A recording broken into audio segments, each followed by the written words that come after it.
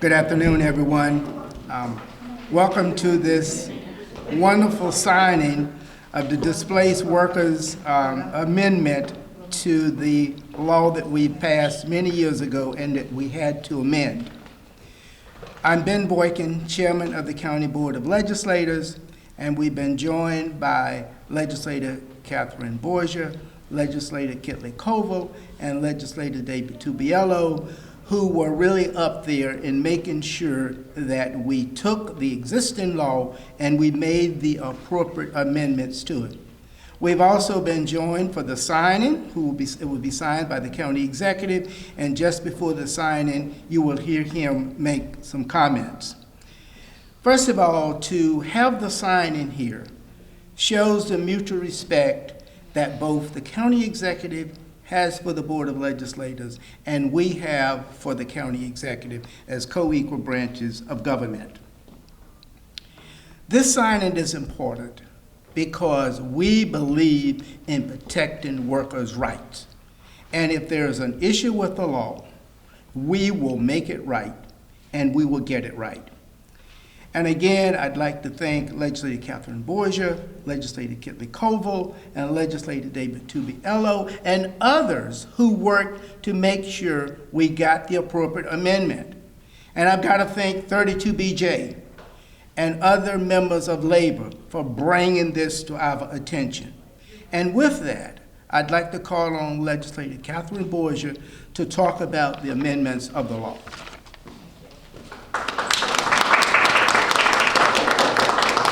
Thank you, Mr. Chairman.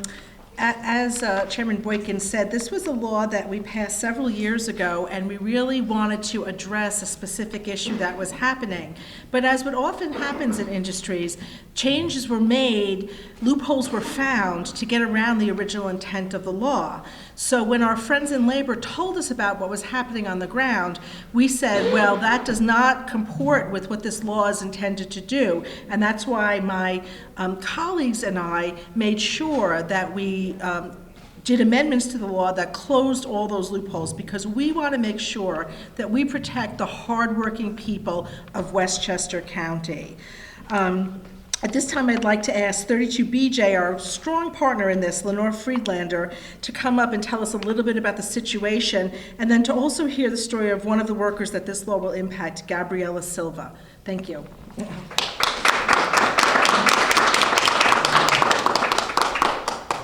Thank you so much, Chairman Boykin and county legislators. We're really pleased to be here today. Today is an example of government being responsive to the needs of working people, and government can work in the interest of working people and also in the interest of fair competition for responsible employers. So this is a really exciting day for us, and these amendments were prompted by a real situation that we all experienced at 1 and 3 Barker, and Gabriela Silva is going to talk a little bit about that in a moment, where the building was sold and the new building owner brought in a cleaning contractor who was low road and did not respect the rights of the workers, cut wages, and threw the existing workers out on the street. And so our county legislators listened to workers, watched and came out and heard some of the problems and saw the attempts of this contractor and the new property owner to circumvent the intent of the law and the letter of the law. And we're really pleased to be here supporting and seeing the signing of this law at the end of the legislative process. Some of the important changes that are captured in these amendments are the size of the employer that is covered is reduced from 15 or more to 5 or more. And that's exactly one of the situations that the 1 and 3 Barker situation brought to our attention. Secondly, the amendments of the law attach responsibility to the new building owner in the event that the building property is sold. Third, the amendments of the law require an actual written offer of employment from the new employer to the workers in the building. That was a situation that did not happen, and we didn't even know the name of the new employer when the new cleaning contractor came in the building. And finally, the amendments to the law increase penalties for violations so that any worker whose rights are violated under the law has a stronger chance of prevailing.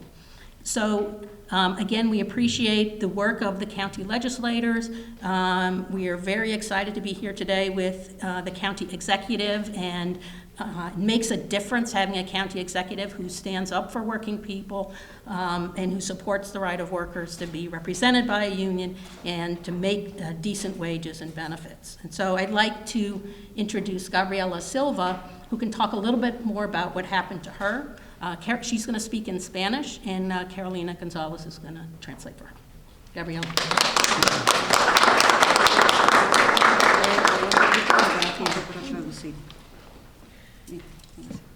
Buenas tardes a todos. Mi nombre es Gabriela Silva. Soy limpiador de oficinas del 115 de Stevens Avenue. My name is Gabriela Silva. I'm an office building cleaner, and I've worked for 10 years at, ¿cuál es la dirección? 115 Stevens Avenue. 115 Stevens Avenue, Y líder en mi sindicato, and a leader in my union. 32 BJ. Estoy feliz de estar aquí personalmente para agradecer al ejecutivo del condado, George Latimer, y a los patrocinadores del proyecto de ley, Catherine Borgia, Kelly Caubill y David Tubiolo, y a casi toda la Junta de Legisladores del Condado de Westchester. I'm very happy here. I'm very happy to be here to be able to personally thank the County Executive George Latimer and the sponsors of the bill, Catherine Borgia, Kit Lee Covell, and David Tubiolo, and to the entire board of legislators in Westchester County for getting these important changes done.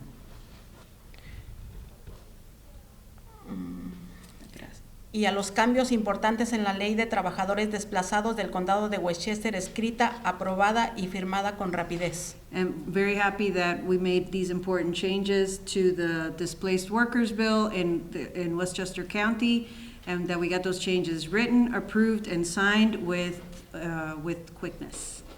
Gracias a todos a ustedes, ahora tenemos quizás la ley más fuerte en todo el país que protege a miles de trabajadores de servicios de edificios contratados como yo.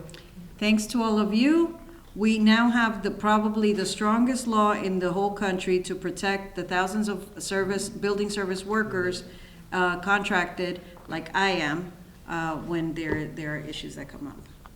Hace solo 13 meses, mis compañeros de trabajo y yo perdimos nuestros trabajos en los edificios de oficinas 1 y 3 de Barker Avenue, en White Plains, cuando el señor Judah Klein y otros compraron el edificio y se cambiaron a subcontratistas no sindicalizados que nosotros hemos escuchado pagan salario muchos más bajos, con pocos o ningún beneficio.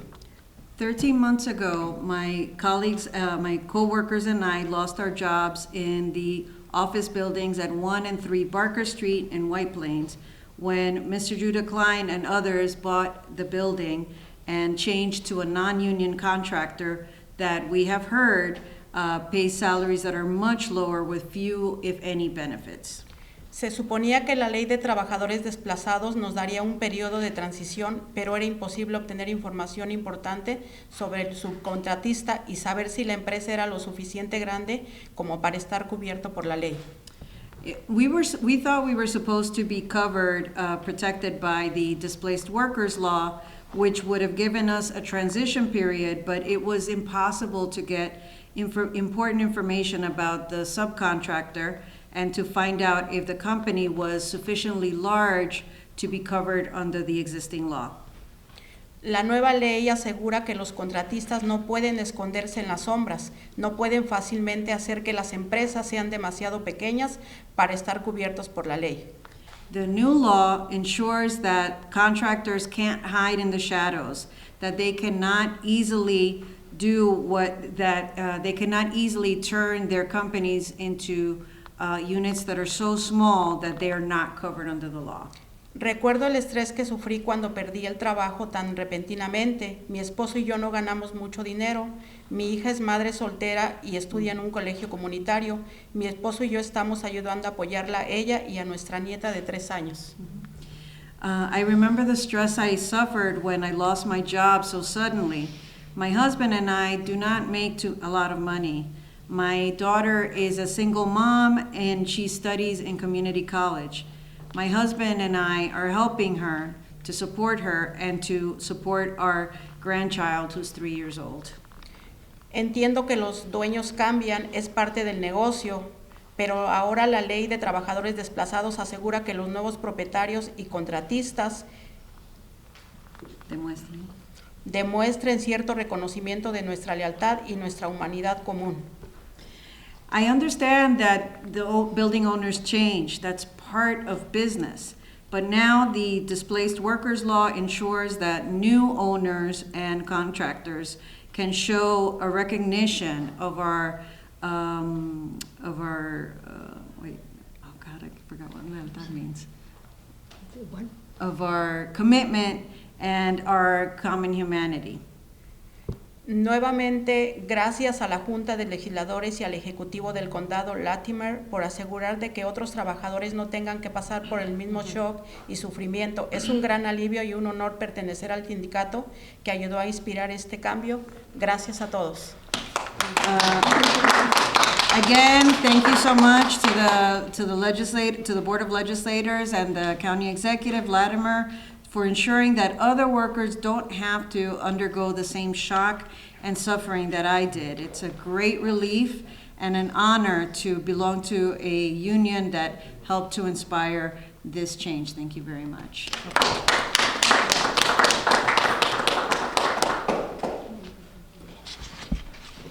Thank you for those wonderful words. Again, Westchester County has and will continue to be at the forefront of protecting workers' rights.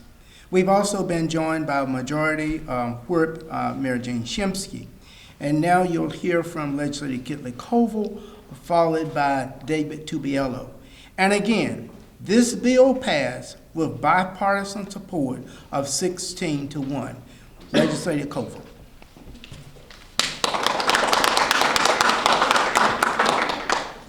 Thank you very much. One of the things that happened that resulted in this law was a rally outside the buildings. And when labor rallies, Westchester responds. And that's what happened here. So when we went over there, we talked to the folks behind me, and they explained what had happened. And I think when a lawyer hears that another lawyer got around the law, that gets a lawyer mad. That would be me. So I think it was pretty nice that we were able to come together, talk about what would work within the parameters of a law that already existed to strengthen things up. It is kind of unique, I think, that we were able to work so well together and get this passed with such support, but it's also pretty unique that we have a county executive that truly supports labor too. So, you know, sort of that co-equal branch, in this case, co-equal interest. So thank you very much.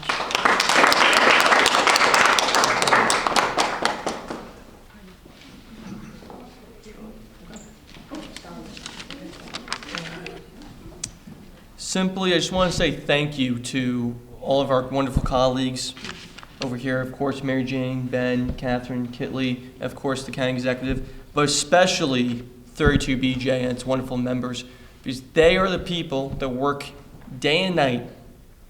They are the people that work in our buildings. They're the people that clean it. They're the people that secure it.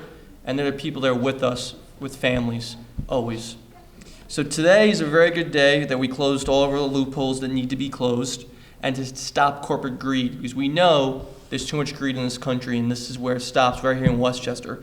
So I'm going to end with thank you to everyone involved, and of course, 32! BJ! 32! BJ! 32! BJ! Thank you, everyone. Thank you. And now, County Executive George Latimer, please come on.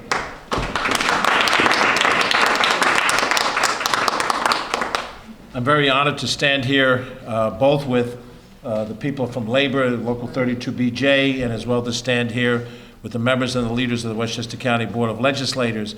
The work that the board did in preparing this bill for me to sign in a few seconds is an example of their commitment individually and collectively to the people of Westchester County. And the fact that the advocacy came from the people who actually do the work every day is really very, very important. It shows that in this small d democratic society that people are listened to when they have a concern and a complaint. It is the work of the Board of Legislators and the work of the individuals and what they do every day that is the theme of this press conference. And I can't help but think of work as it relates in my own life to the story that I want to share briefly. I was 13 years old when my father got a phone call that he had to go into work at an odd hour of the night.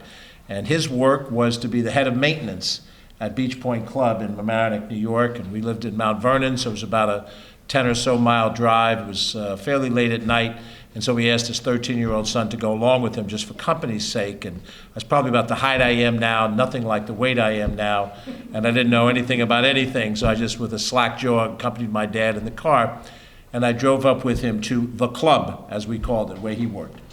And when he got there, he had a series of things that he had to do. He had no other staff to help him do it. And I remember he had to do something in an electrical box where he had to open it up, figure out how to slice it. He used me as his gopher to go do this and get something and hand him a tool. And then he had to take out a tile on a dance floor that was screwed into the dance floor that had to be removed, and he did it himself with my help.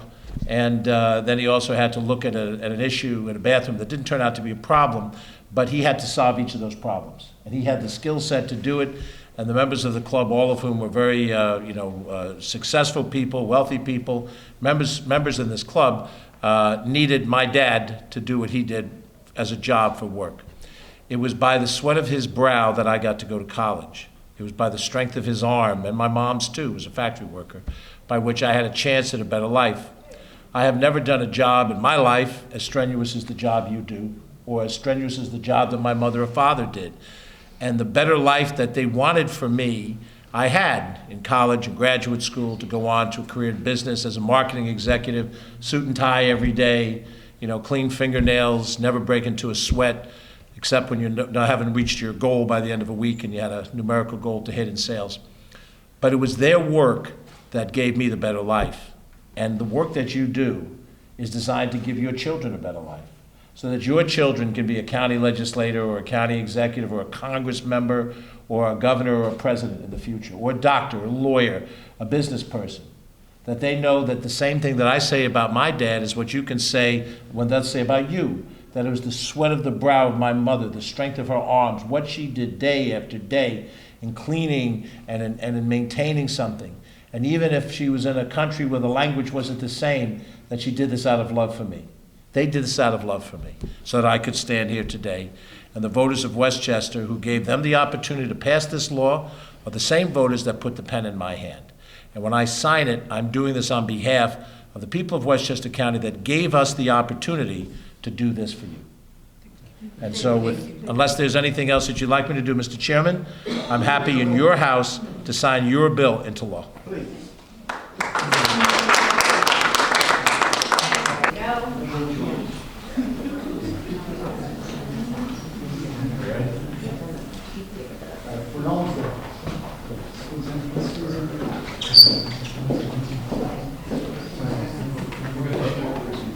This before me is local law number 11980 of 2019. It was passed by the Board of Legislators of the County of Westchester by 16 votes for, 1 vote against on the 16th day of September 2019, certified by Sunday Vandenberg, Clerk of the County Board of Legislators. And on this day, the 16th day of the month of October, it is before me for my signature to make this law. And so by the power that the voters have given both the Board of Legislators and myself, this is now the law of Westchester County.